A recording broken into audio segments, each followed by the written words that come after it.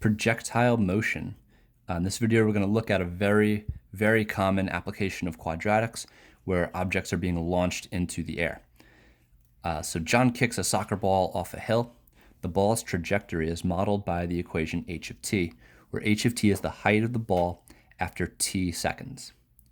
Let's sketch a graph of the function for h of t. So best thing to do for sketching a graph, now this doesn't need to be very accurate, it just needs to model the shape of the parabola, what it looks like. So let's go to the graphing calculator and put in this function. We have negative 16x squared plus 64x plus 80, and we can graph that. Now it's going to be very typical with problems like this that we're not going to see a parabola. And think about it, we have our y-intercept all the way up here at 80, but our graph only goes up to like 10. So let's change our window.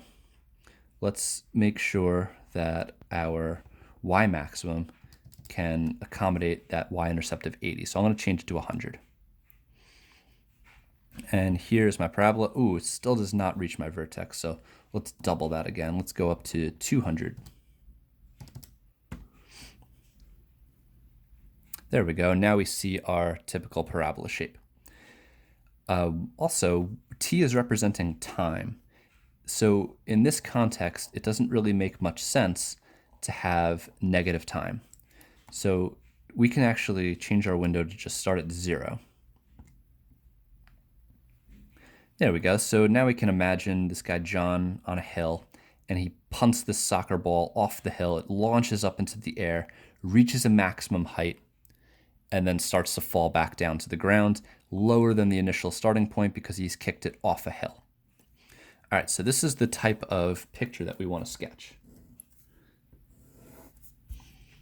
So John's going to start up here at like 80, and he's going to kick the soccer ball, and it's going to fall down off the hill. And if we want to mark our x-axis, we notice that the x-intercept is somewhere 1, 2, 3, 4, 5, somewhere close to 5. So we'll say this is about 5. This is our x, this is our, oh no, not x, this is t, and this is h of t. Okay, so there's a sketch that is a telltale story of what's happening in this situation. What is the initial height of the ball? Initial height, well, we already said the y-intercept is 80, and that's because we know that's just a constant. To show that mathematically, the initial height will happen after 0 seconds. Time is the t variable. So what we want to find for initial height is h of 0. Anytime they want an initial value, we always want to plug in 0 for our independent variable. So we'll have negative 16 times 0 squared plus 64 times 0 plus 80. Now all of this stuff is just multiplication with 0, so it just all becomes 0. And the only thing that's left over is 80 because 0 plus 80 is 80. So we will say 80 feet.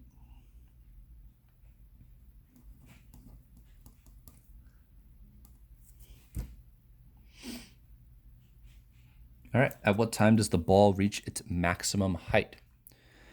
Now the time is the x variable, but in this case we call it t for time. We can use our axis of symmetry formula, t equals negative b over 2a, and that will give us this x value of the maximum height. So our b is 64 and our a is negative 16.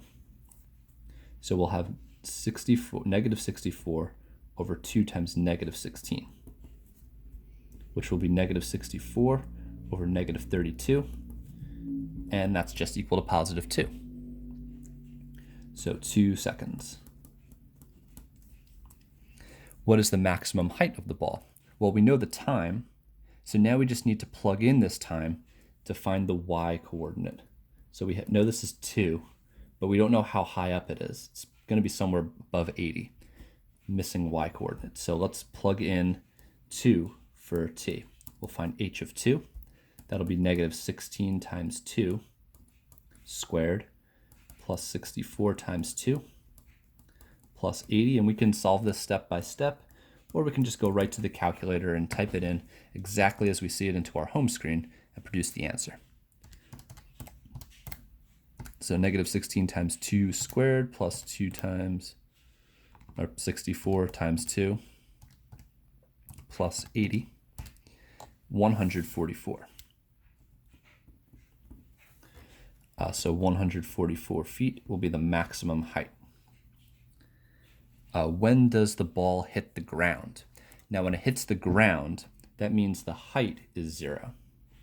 It looks like it's somewhere around 5, and it probably is 5, but let's prove it mathematically. So when we want to find when it hits the ground, we want to set h of t equal to 0.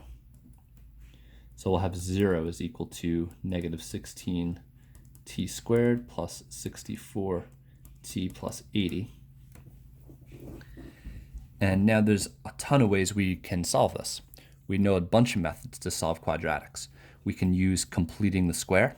We could use the quadratic formula. We could try and factor it, all of which would be appropriate methods. I believe this is factorable because it looks like all of these numbers are divisible by 16. Let's check. 64 divided by 16 is 4, and 80 divided by 16 is 5.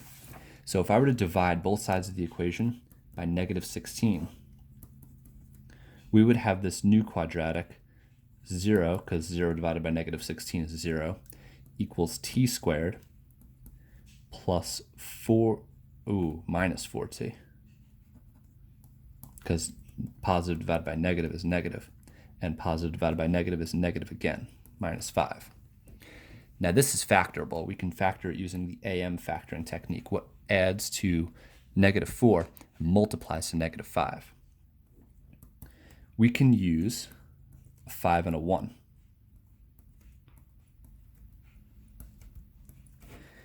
In order to use a 5 and a 1, we'd have to have a negative 5 and a positive 1.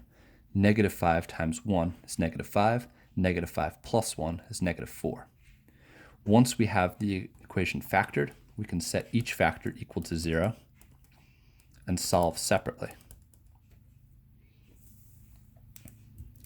Here we can add 5. So we have one answer of t equals 5. Here we can subtract 1 and have t equals negative 1. Theoretically, both of these answers are true, but with the application, we want to make sure our time is positive. So if we were to continue this parabola, we would hit here at negative 1, but that's not a very interesting point because negative 1 seconds doesn't exist in the situation. However, 5 seconds after the time that the ball was kicked does exist in the situation, and it is an important point. So t is equal to 5. We know it hits after 5 seconds. It's important to solve this type of problem algebraically because just looking at the picture of our graph is not enough to determine that this is actually the number integer 5. It could have been something like 5.08432 or something like that. So we just proved that it was exactly 5 seconds.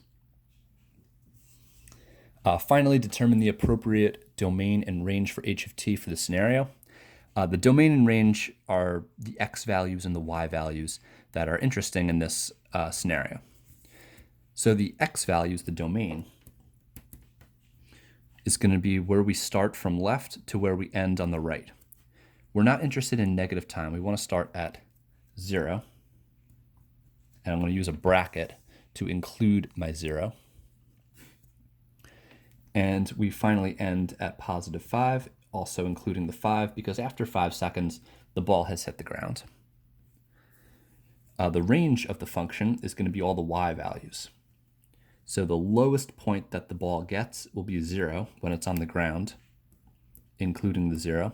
And the highest the ball will get will be this point up here at 144, which we found in part D.